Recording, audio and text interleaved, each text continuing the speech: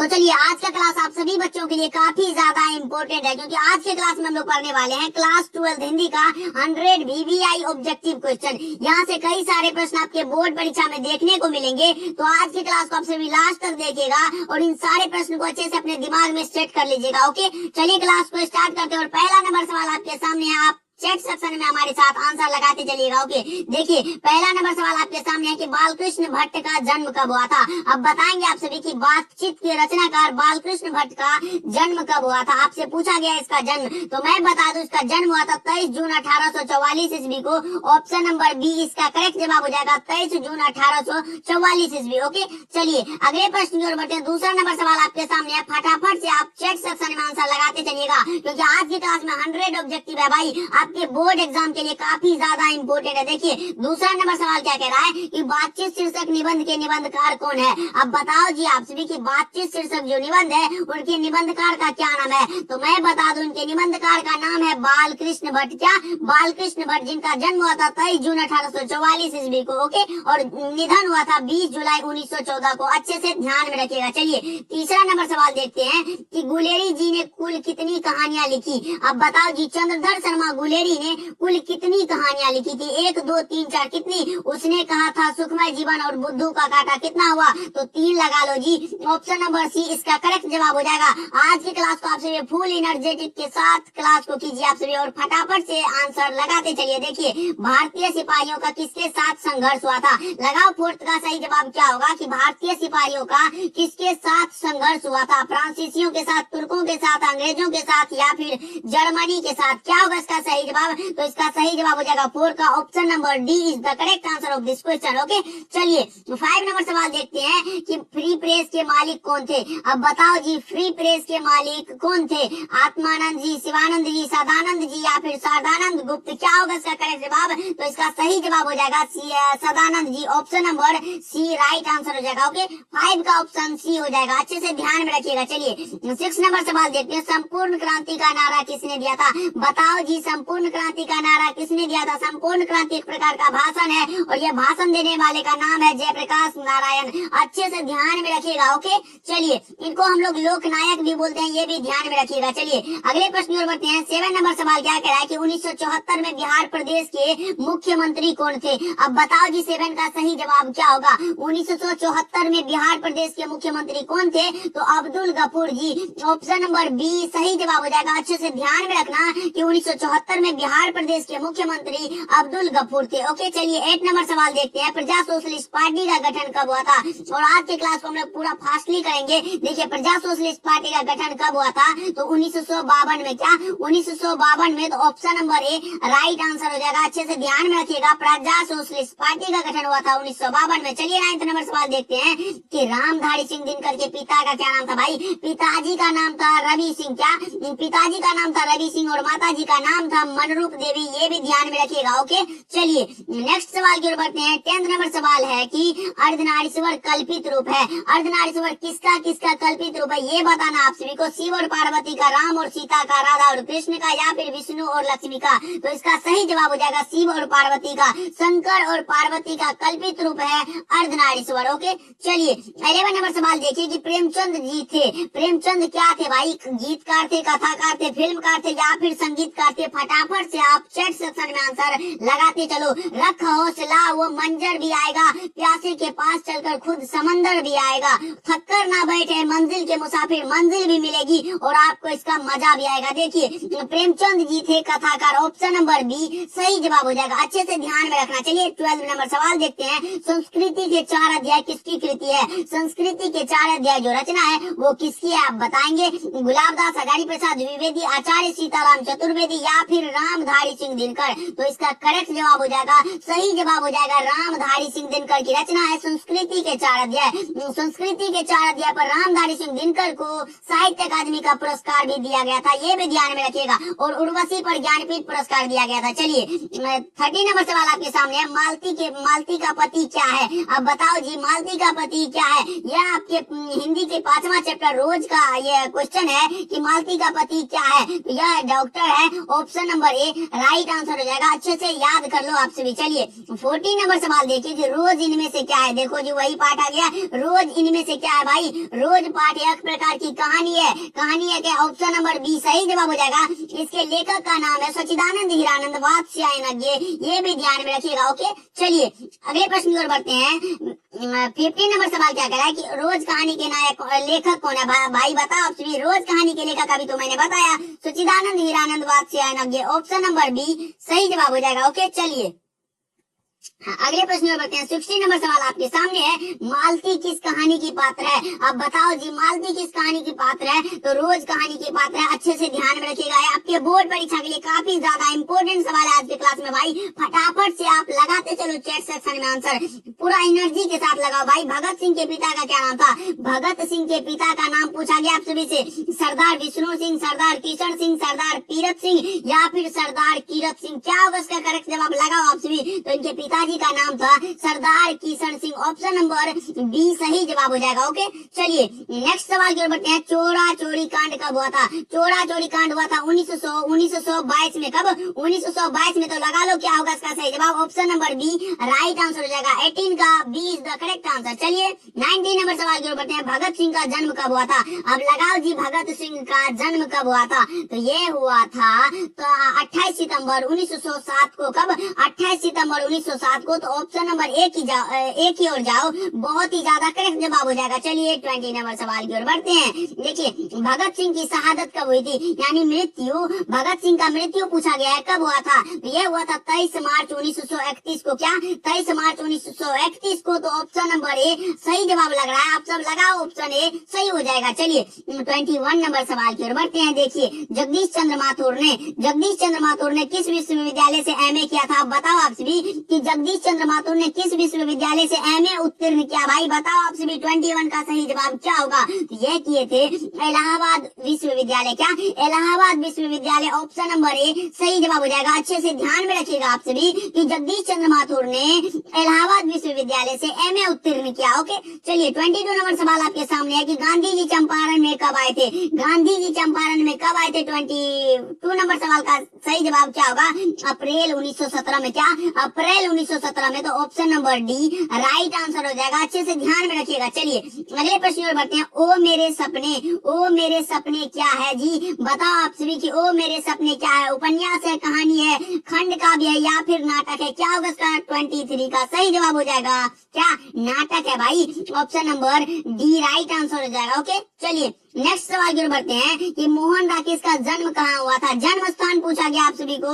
मोहन राकेश का जन्म स्थान कहाँ है? तो इसका जन्म स्थान है जंडी वाली गली अमृतसर में। क्या? जंडी वाली गली अमृतसर में। तो option number B right answer हो जाएगा। अच्छे से ध्यान में रखिएगा। ओके चलिए 25 नंबर सवाल की ओर आ गए हैं कि निम्नलिखित में बिस्नी की पड़ोसन कौन थी? सिपाही की मां चैप्टर से ये क्वेश्चन है कि निम्नलिखित में बिस्नी की पड़ोसन थी कुंती। ऑप्शन नंबर सी सही जवाब हो जाएगा। अच्छे से ध्यान में रखिएगा। चलिए अभी तो और 75 क्वेश्चन है, फटाफट से लगाते चलो आप सभी। और आज का क्लास आप सभी के लिए काफी ज्यादा इंपॉर्टेंट, आपके 2024 बोर्ड परीक्षा में कई सारे ऑब्जेक्टिव यहाँ से देखने को मिलेंगे। देखिए मोहन राकेश द्वारा रचित नाटक संग्रह है। और अगर आप लोगों ने अभी तक क्लास को लाइक नहीं किया है तो कर दीजिएगा भाई। देखिए कितना ज्यादा ऑब्जेक्टिव लाते हैं आप सभी के लिए। देखिए मोहन राकेश द्वारा रचित नाटक संग्रह का नाम है आषाढ़ का एक दिन। ऑप्शन नंबर डी करेक्ट जवाब हो जाएगा। ओके चलिए 27 नंबर सवाल की ओर बढ़ते हैं कि कौन सी रचना मोहन राकेश की नहीं है? अब नहीं है बताओ आप सभी, नीचे दिए गए में कौन सी रचना मोहन राकेश की नहीं है?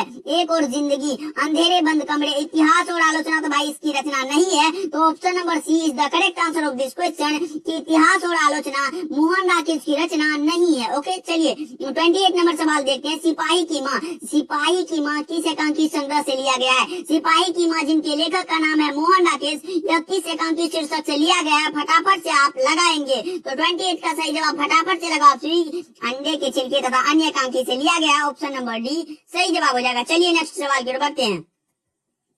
देखिए 29 नंबर सवाल आपके सामने है। मोहन केस की एकांकी का शीर्षक है, बताओ आप सभी, मोहन केस की एकांकी का शीर्षक है सिपाही की माँ के लेखक है मोहन केस जी। तो अच्छे से ध्यान में रखिएगा आप सभी कि सिपाही की माँ के लेखक है मोहन केस। चलिए नेक्स्ट सवाल की ओर बढ़ते हैं। 30 नंबर सवाल आपके सामने है, प्रगीत और समाज के लेखक कौन है? भाई जी बताओ आप सभी, फटाफट से लगाओ कि प्रगीत और समाज के लेखक कौन है। प्रगीत और समाज एक प्रकार का निबंध है और इनके लेखक का नाम है नामवर सिंह। क्या? नामवर सिंह। तो ऑप्शन नंबर सी सही जवाब हो जाएगा। अच्छे से ध्यान में रखिएगा और सेट कर लीजिए अपने दिमाग में कि प्रगीत और समाज के लेखक है नामवर सिंह जी। ओके, चलिए 31 नंबर सवाल आपके सामने प्रस्तुत है। देखिए प्रगीत और समाज निबंध जो है किस निबंध संग्रह से लिया गया है? प्रगीत समाज जो निबंध है या किस निबंध संग्रह से लिया गया है बताएंगे आप सभी। दूसरी परंपरा की खोज आलोचक के मुख से कहना ना होगा, वाद विवाद संवाद। क्या होगा इसका करेक्ट जवाब? 31 का सही जवाब लगाएंगे आप सभी। तो इसका सही जवाब हो जाएगा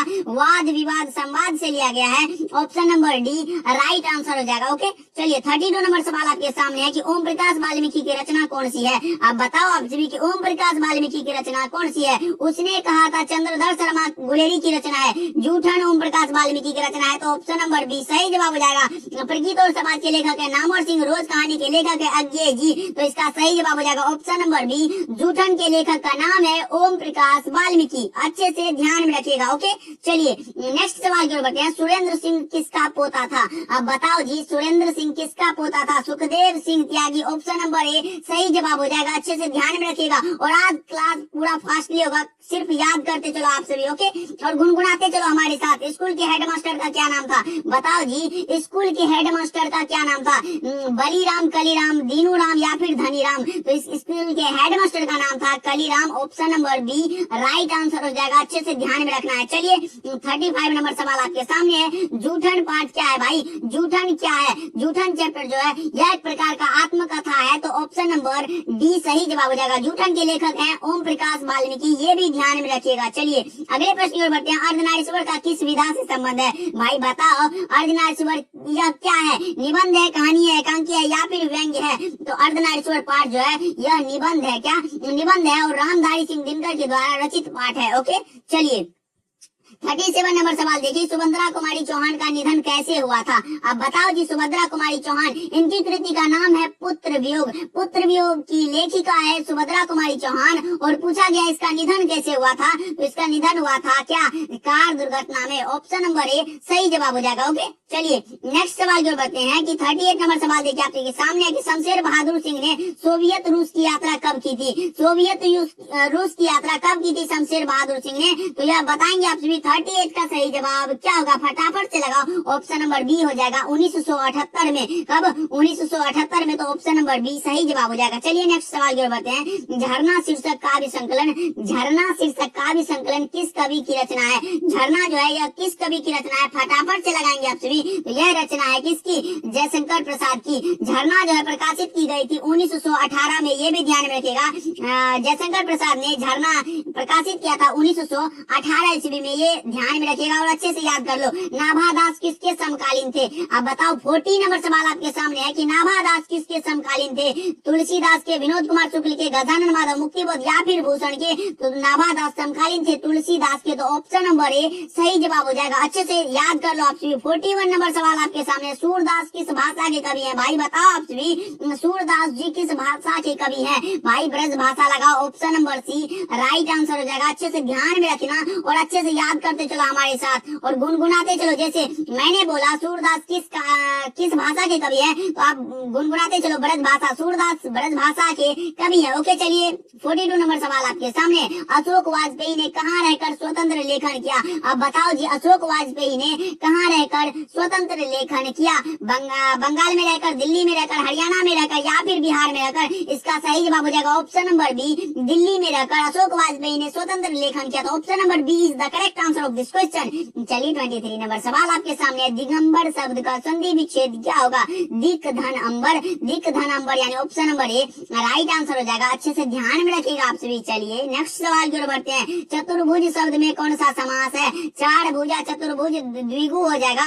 ऑप्शन नंबर ए सही जवाब हो जाएगा। ध्यान में रखना आप सभी। 45 नंबर सवाल आपके सामने है कि जूठन शीर्षक आत्मकथा में स्कूल के हेडमास्टर का क्या नाम है? ये तो पहले ही आया है भाई, ये दोहराया मैं मैं नहीं हूँ, आपके बोर्ड परीक्षा में एक ही क्वेश्चन को कई तरहों से रिपीट किया गया है, इसीलिए मैंने ये दे के आप लोगों को दिखाया है कि देखो जी आपके बोर्ड परीक्षा में रिपीट भी होते हैं क्वेश्चन। देखिए जूठन शीर्षक आत्मकथा में स्कूल के हेडमास्टर का क्या नाम है, तो कलीराम, ऑप्शन नंबर ए सही जवाब हो जाएगा। ओके चलिए नेक्स्ट सवाल की ओर बढ़ते हैं। 46 नंबर सवाल आपके सामने, एक लेख और एक पत्र शीर्षक पाठ क्या है। एक लेख और एक पत्र जो शीर्षक पाठ है यह एक प्रकार का ऐतिहासिक पत्र है, option number A right answer हो जाएगा। अच्छे से याद कर लो आप सभी। ओके चलिए 47 नंबर सवाल आपके सामने है, अधिनायक शीर्षक कविता किस कविता संग्रह से ली गई। अधिनायक रघुवीर साय की रचना है भाई। 47 का सही जवाब लगाओ आप सभी, तो इसका सही जवाब हो जाएगा ऑप्शन नंबर डी, आत्महत्या के विरुद्ध से ली गई है। ओके चलिए नेक्स्ट सवाल की ओर बढ़ते हैं। 48 नंबर सवाल आपके सामने है, भूषण ने किस रस को प्रमुखता दी है भाई।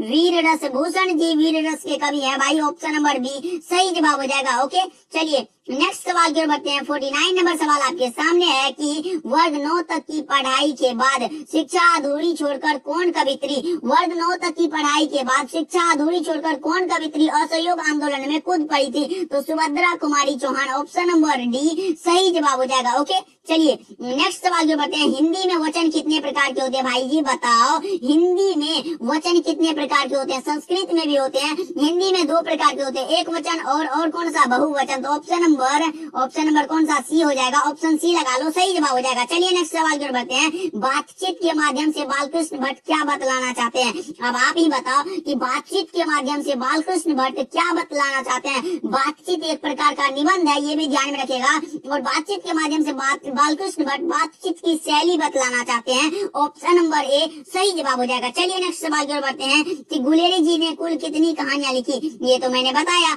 ऑप्शन नंबर सी लगा लो, 3 कहानियां लिखी थी। ओके चलिए 53 नंबर सवाल आपके सामने है कि किस अस्पताल में दिनकर का निधन हुआ था। किस अस्पताल में दिनकर का मृत्यु हुआ था, ये पूछा गया आप सभी से, तो विलिंगडन नर्सिंग होम, क्या विलिंगडन नर्सिंग होम, तो option number D right answer हो जाएगा। अच्छे से ध्यान में रखना है। चलिए 54 नंबर सवाल की ओर बढ़ते हैं।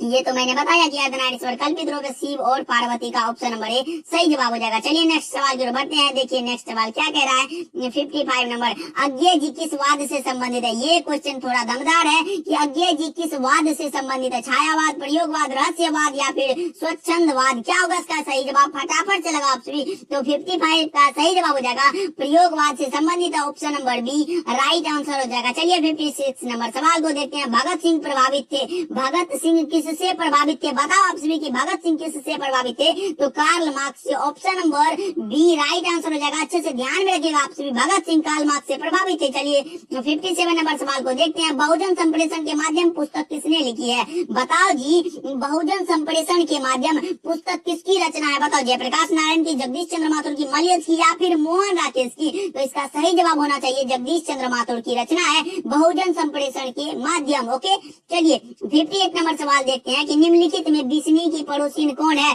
बताओ जी बिस्नी की पड़ोसिन कौन है भाई, फटाफट से लगाओ। ये मैंने बताया Kunti, option number C right answer हो जाएगा। कई सारे प्रश्न रिपीटेड है, अच्छे से ध्यान में रखते चलिएगा आप सभी। देखिए निम्नलिखित में कौन प्रलय की छाया के कवि है, ये भी पूछा गया आपके बोर्ड परीक्षा 2023 में कि निम्नलिखित में कौन प्रलय के छाया के कवि है, बताओ आप सभी। तो जयशंकर प्रसाद, ऑप्शन नंबर सी सही जवाब हो जाएगा। अच्छे से ध्यान में रखिएगा आप सभी। चलिए नेक्स्ट सवाल की ओर बढ़ते हैं। फिर 60 नंबर सवाल है, ओम प्रकाश वाल्मीकि की रचना कौन सी है। देखो जी कैसे ऑब्जेक्टिव पूछे जाते हैं। ओम प्रकाश वाल्मीकि की रचना कौन सी है, उसने कहा था कि लेखक है चंद्रधर शर्मा गुलेरी, झूठन ओम प्रकाश वाल्मीकि की रचना है, ऑप्शन नंबर बी सही जवाब हो जाएगा। चलिए नेक्स्ट सवाल की ओर बढ़ते हैं। 61 नंबर सवाल आपके सामने है, जख्म पर धूल शीर्षक कविता किसकी रचना है। जख्म पर धूल शीर्षक कविता किसकी रचना है, नामवर सिंह की, मलयज की, भगत सिंह की या फिर उदय प्रकाश की, तो 61 का सही जवाब क्या होगा, लगाओ आप सभी। तो इसका सही जवाब हो जाएगा मलयज की रचना है, option number B right answer हो जाएगा। ओके चलिए 62 नंबर सवाल आपके सामने है, तिरिच के लेखक कौन है। अब बताओ जी तिरिच के लेखक कौन है, मलयज, मोहन राकेश, उदय प्रकाश या फिर भगत सिंह। 62 का सही जवाब क्या होगा, तो इसका सही जवाब हो जाएगा उदय प्रकाश की रचना है। तिरिच कहानी के लेखक हैं उदय प्रकाश जी। तिरिच एक प्रकार का कहानी है, ये भी ध्यान में रखते चलना है। चलिए अगले प्रश्न की ओर बढ़ते हैं। प्रेम के पीर के कवि कौन है, अब बताओ जी प्रेम के पीर के कवि, फटाफट से लगाओ आप सभी चैट सेक्शन में। तो इसका सही जवाब हो जाएगा प्रेम के पीर के कवि हैं कौन, मलिक मोहम्मद जैसी जी। ऑप्शन नंबर डी लगा लो जी, ऑप्शन नंबर डी सही जवाब हो जाएगा। चलिए नेक्स्ट सवाल की ओर बढ़ते हैं। 64 नंबर सवाल आपके सामने है। कृष्ण भक्ति शाखा के कवि कौन है भाई, कृष्ण के भक्त थे Surdas ji. Option number A right answer हो जाएगा। और राम भक्ति पूछता तो हम लोग तुलसीदास लगाते, लेकिन नहीं, यहाँ कृष्ण भक्ति पूछा गया है। ऑप्शन नंबर ए लगाना है आप सभी को और आगे निकल लेना है। देखिए 65 नंबर सवाल आपके सामने, गीतावली किसकी रचना है, गीतावली किसकी रचना है, सूरदास की, तुलसीदास की, नाभादास की या फिर मलिक मोहम्मद जैसी की। 65 का सही जवाब लगाओगे आप सभी, तो इसका सही जवाब हो जाएगा गीतावली के रचनाकार है Tulsidas. Option number B is the correct answer of this question. चलिए 66 नंबर सवाल की ओर बढ़ते हैं। भक्तमाल के रचयिता कौन है, भक्तमाल के रचयिता का नाम है नाभादास। क्या नाभादास, तो ऑप्शन नंबर डी करेक्ट जवाब हो जाएगा। अच्छे से ध्यान में रखिएगा। चलिए 67 नंबर सवाल की ओर बढ़ते हैं। शिवराज भूषण किसकी कृति है, शिवराज भूषण भूषण जी की रचना है जी। ऑप्शन नंबर सी लगा लो। कवित्व के लेखक हैं भूषण जी और शिवराज भूषण भी इन्हीं की रचना है, यानी भूषण जी की रचना है। तो अच्छे से याद कर लो आप। चलिए 68 नंबर सवाल आपके सामने है कि सरोज स्मृति किसकी कृति है, सरोज स्मृति जो रचना है वो है निराला की। किसकी, निराला की। तो ऑप्शन नंबर बी सही जवाब होने वाला है इस क्वेश्चन का। लगा लो आप सभी और अच्छे से याद कर लो। सरोज स्मृति के रचनाकार है निराला। ओके चलिए 69 नंबर सवाल आपके सामने, किसका जादू टूटता है। अब ये बताना आप सभी को किसका जादू टूटता है। तो जो जादू टूटता है उषा का। क्या, option number A right answer हो जाएगा। अच्छे से ध्यान में रखते चलना आप सभी। 69 का सही जवाब ऑप्शन ए सही जवाब हो जाएगा। चलिए 70 नंबर सवाल आपके सामने है। मुक्ति बोध की माँ का क्या नाम था। अब बताएंगे आप सभी। मुक्ति बोध, गजानन माधव मुक्ति बोध की माता जी का नाम पूछा गया आप सभी। पुतली बाई, पार्वती बाई, अंबिका बाई या फिर राधा बाई। तो इसका सही जवाब होना चाहिए Parvati Bai. Option number B correct जवाब हो जाएगा। और बालकृष्ण भट्ट की माता जी का नाम था पार्वती देवी और मुक्ति बोध की माँ का नाम है पार्वती बाई। देखो दोनों में थोड़ा सा अंतर है, अच्छे से याद करने का बहुत बढ़िया तरीका है। मुक्ति बोध की माता पार्वती बाई और बालकृष्ण भट्ट की माता पार्वती देवी। अच्छे से याद कर लो आप सभी। चलिए नेक्स्ट सवाल की ओर बढ़ते हैं। आपको क्या चाहिए बताओ जी, मैं पूछ रहा हूँ आपको क्या चाहिए, मतलब क्वेश्चन कर रहा हूँ तो प्रश्नवाचक हो जाएगा जी। Option number C is the correct answer of this question. लगा लो आप सभी, अच्छे से याद कर लो आप सभी। चलिए नेक्स्ट सवाल की ओर बढ़ते हैं। 72 नंबर सवाल आपके सामने है। भगवान श्री कृष्ण के कवि कौन थे, भगवान श्री कृष्ण के कवि थे कौन सा, Surdas ji. Option number D सही जवाब हो जाएगा। भगवान श्री कृष्ण के पूज्य थे वो थे सूरदास जी। ओके चलिए नेक्स्ट सवाल की ओर बढ़ते हैं कि आपकी पाठ्य पुस्तक में, ये भी आपके बोर्ड एग्जाम 2009 का क्वेश्चन है कि आपकी पाठ्य पुस्तक में नाभादास की कविता किन कवियों के बारे में। अब बताओ आप सभी कि आपकी पाठ्य पुस्तक में नाभादास की कविता किन दो कवियों के बारे में लिखा गया है। तो कबीरदास और Surdas. Option number B right answer हो जाएगा। अच्छे से याद कर लो आप सभी। ओके चलिए 74 नंबर सवाल आपके सामने है। जूठन क्या है, जूठन क्या है बताएंगे आप सभी। जूठन एक प्रकार का आत्मकथा है, मैंने बताया। Option number D right answer हो जाएगा। चलिए नेक्स्ट सवाल की ओर बढ़ते हैं कि किस पाठ में आया है, किस पाठ में आया है कि फौजी वहां लड़ने के लिए है, वे भाग नहीं सकते, जो फौज छोड़कर भागता है उसे गोली मार दी जाती है। तो लगा आप सभी, यह रचना है, यह लिया गया है सिपाही की माँ चैप्टर से। तो ऑप्शन नंबर सी करेक्ट जवाब हो जाएगा। ओके चलिए नेक्स्ट सवाल के बढ़ते हैं। 76 नंबर सवाल आपके सामने। 30 कहानी के कहानीकार का नाम है उदय प्रकाश। क्या, Uday Prakash. Option number A correct जवाब हो जाएगा। लगा लो आप सभी, अच्छे से याद कर लेना। ओके चलिए 77 नंबर सवाल आपके सामने। शिक्षा शीर्षक निबंध के निबंधकार का नाम बताएंगे आप सभी। शिक्षा शीर्षक निबंध के निबंधकार का नाम है जिद्दू कृष्णमूर्ति, यानी J Krishnamurti. Option number D right answer हो जाएगा। चलिए नेक्स्ट सवाल की ओर बढ़ते हैं। 78 नंबर सवाल आपके सामने है। चंद्रधर शर्मा गुलेरी द्वारा रचित पाठ का नाम है। अब बताओ जी, चंद्रधर शर्मा गुलेरी जी के द्वारा रचित पाठ का नाम क्या है। तो नाम है भाई चंद्रधर शर्मा गुलेरी। उसने कहा था, क्या उसने कहा था, रोज कहानी के लेखक है अज्ञे जी सिपाही की माँ। मोहन डाकिस की रचना है शिक्षा जे कृष्णमूर्ति की रचना है। तो ऑप्शन नंबर बी सही जवाब हो जाएगा। उसने कहा था कि लेखक हैं चंद्रधर शर्मा गुलेरी। चलिए 79 नंबर सवाल आपके सामने है, सुभद्रा कुमारी चौहान की कविता का नाम है। सुभद्रा कुमारी चौहान की कविता का नाम है पुत्र वियोग। ऑप्शन नंबर बी सही जवाब हो जाएगा। चलिए नेक्स्ट सवाल की ओर बढ़ते हैं। 80 नंबर सवाल आपके सामने है, अर्धनारीश्वर निबंध के निबंधकार का नाम है रामधारी सिंह दिनकर। अर्धनारीश्वर निबंध है, अच्छे से ध्यान में रखिएगा, और इनके रचनाकार का नाम है, निबंधकार का नाम है रामधारी सिंह दिनकर। चलिए 81 नंबर सवाल आपके सामने है, प्यारे नन्हे बेटे को कविता में लोहा किसका प्रतीक है? बताओ आप सभी कि प्यारे नन्हे बेटे को कविता में लोहा किसका प्रतीक है? तो लोहा प्रतीक है कर्म का, तो ऑप्शन नंबर सी करेक्ट जवाब हो जाएगा। और आप लोगों ने अभी तक क्लास को लाइक नहीं किया तो भाई कर दीजिएगा, क्योंकि पीडीएफ बनाने में थोड़ा टाइम लगता है, बट कोई ना, मैं आपके लिए कुछ भी कर सकता हूँ। देखिए गांव का घर कविता के रचयिता कौन है? भाई गांव का घर ज्ञानेंद्रपति, गांव का घर ज्ञानेंद्रपति की रचना है। Option number C is the correct answer of this question. चलिए 83 नंबर सवाल की ओर बढ़ते हैं। चंद्रधर शर्मा गुलेरी की कहानी है, चंद्रधर शर्मा गुलेरी की कहानी का नाम है उसने कहा था। ऑप्शन नंबर सी करेक्ट जवाब हो जाएगा। आपके बोर्ड एग्जाम में कई सारे ऐसे प्रश्न जो आपके बोर्ड परीक्षा में कई बार रिपीट हुए हैं, वही सारे क्वेश्चन आज मैं आपको दिखाने के लिए लाया था। देखिए रोज शीर्षक कहानी के लेखक कौन है? तो अज्ञे जी। क्या? अज्ञे जी। ऑप्शन नंबर बी सही जवाब हो जाएगा। अच्छे से याद कर लो आप सभी। देखिए अर्धनारीश्वर पाठ के लेखक कौन है? ये भी आपके बोर्ड एग्जाम में पूछा गया है, रामधारी सिंह दिनकर, याद कर लीजिए। ओके चलिए 86 नंबर सवाल आपके सामने, अधिनायक के लेखक कौन है? अधिनायक के रचनाकार है गजानन माधव मुक्तिबोध। अधिनायक रघुवीर साय, गजानन माधव मुक्तिबोध, भूषण या फिर तुलसीदास। ये भी लगा ऑप्शन बी। 86 का सही जवाब क्या होगा? फटाफट से लगा ऑप्शन बी, तो इसका सही जवाब हो जाएगा अधिनायक रघुवीर साय की रचना है। क्या? रघुवीर साय की रचना। ऑप्शन नंबर ए सही जवाब हो जाएगा। चलिए 87 नंबर सवाल आपके सामने है, लहना सिंह किस कहानी का पात्र है? ये तो भाई कई बार पूछे जा चुके हैं आपके बोर्ड एग्जाम में। देखिए लहना सिंह जो पात्र है उसने कहा था कहानी का पात्र है। ऑप्शन नंबर बी सही जवाब हो जाएगा। चलिए नेक्स्ट सवाल की ओर बढ़ते हैं। बातचीत साहित्य कौन सी रचना है? बातचीत साहित्य की कौन सी विधा है? तो यह है निबंध। बातचीत एक प्रकार का निबंध है और बालकृष्ण भट्ट की रचना है, जिनका जन्म हुआ था 23 जून 1844 को और 20 जुलाई 1914 को इनका निधन हो गया था। अच्छे से याद कर लो आप सभी। चलिए नेक्स्ट सवाल की ओर बढ़ते हैं। प्रकाशित में कौन सा प्रत्यय है? प्रकाश जोड़ इत हो जाएगा। Option number A right answer हो जाएगा। चलिए नेक्स्ट सवाल की ओर बढ़ते हैं। 90 नंबर सवाल आपके सामने, नामवर सिंह द्वारा लिखित प्रगीत और समाज क्या है? भाई बताओ आप सभी। प्रगीत और समाज यह एक प्रकार का निबंध है, मैंने पहले ही बता चुका है यह निबंध है, तो ऑप्शन नंबर बी सही जवाब हो जाएगा। ओके चलिए 91 नंबर सवाल आपके सामने है कि प्रेमचंद जी किस काल के कवि थे? प्रेमचंद किस काल के कवि थे? ये लगाना आप सभी को। प्रेमचंद किस काल के कवि? आदि काल, भक्ति काल, रीति काल या फिर आधुनिक काल? तो ऑप्शन नंबर डी लगा लो जी, आधुनिक काल के कवि है। Option number D is the correct answer of this question. चलिए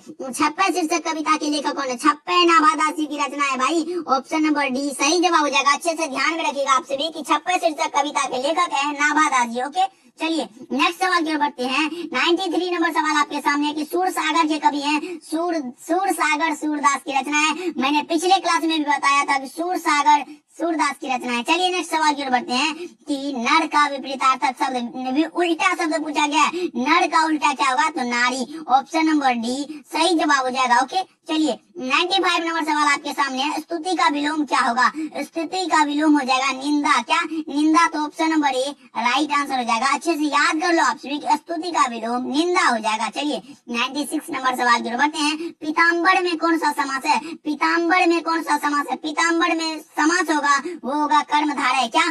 कर्मधारय हो जाएगा। तो ऑप्शन नंबर सी सही जवाब हो जाएगा। 96 का सी सही जवाब है। ओके चलिए 97 नंबर सवाल आपके सामने है, अज्ञान में कौन सा उपसर्ग है? अज्ञान हो जाएगा। ऑप्शन नंबर सी सही जवाब हो जाएगा। ये भी ध्यान में रखिएगा, अज्ञान में उपसर्ग है ओके चलिए 98 नंबर सवाल आपके सामने, दूसरा सप्तक का प्रकाशन वर्ष है। कब हुआ था दूसरा सप्तक का प्रकाशन? बताएंगे आप सभी। 1951 में। कब? 1951 में। तो option number B right answer हो जाएगा। ओके चलिए 99 नंबर सवाल आपके सामने है, तुलसीदास के बचपन का क्या नाम था? राम बोला। राम बोला। ऑप्शन नंबर ए सही जवाब हो जाएगा। राम बोला। तुलसीदास के बचपन का नाम था राम बोला। चलिए 100 क्वेश्चन की ओर एंड लास्ट सवाल है आज के क्लास का। देखिए दिन का विशेषण शब्द है, दिन का विशेषण दैनिक हो जाएगा। ऑप्शन नंबर बी सही जवाब हो जाएगा। ओके तो चलिए आज का क्लास हुआ खत्म, और बताना आप कमेंट करके कि आज का क्लास कैसा लगा। और हाँ, अभी तक क्लास को लाइक नहीं किया तो भाई कर दीजिएगा, और अपने दोस्तों के भी पास शेयर कर दीजिएगा, जिससे उसका भी फायदा हो जाए। 100 ऑब्जेक्टिव है भाई, उसको भी शेयर कर दीजिएगा। तो चलिए क्लास हुआ खत्म, मिलते हैं अगले क्लास में। क्लास कैसा लगा कमेंट करके जरूर बताइएगा। मिलते हैं इम्पोर्टेंट क्लास के साथ, तब तक के लिए बाय बाय।